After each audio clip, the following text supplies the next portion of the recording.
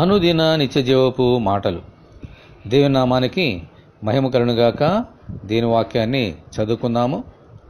రక్షణ యూదుల్లో నుండి కలుగుచున్నది. యోహాను సువార్త 4వ అధ్యాయము 22వ వచనం. దేవుని కుమారుడైన యేసుక్రీస్తు యూదా గోత్రంలోను దావీదు వంశంలోనూ పుట్టారు. యూదయలోని బెత్లెహేమనబడిన దావీదు ఊరిలో ఆయన పుట్టారు.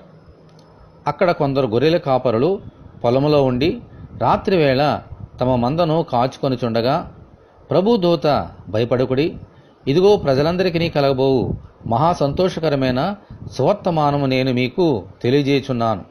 దావీదు పట్టణమందు నేడు రక్షకుడు మీ కొరకు పుట్టి ఉన్నాడు.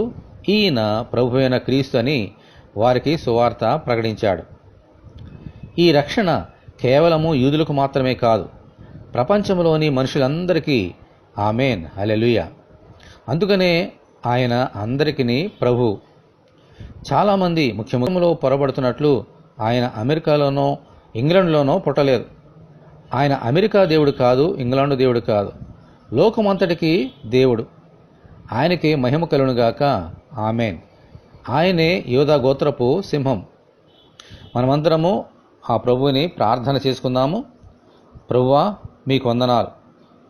ప్రతి దేశము, ప్రతి వంశము, ప్రతి జాతి మిమ్మల్ని చూచి రక్షణలోనికి వచ్చి మీ రాజ్యంలోనికి వచ్చినట్లు అనుగ్రహించమని ప్రభువైన యేసుక్రీస్తు ద్వారా ప్రార్థన చేయుచున్నాము తండ్రి.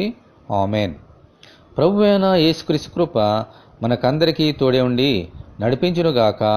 ఆమేన్. పరిశుద్ధ దేవుని మందిరం.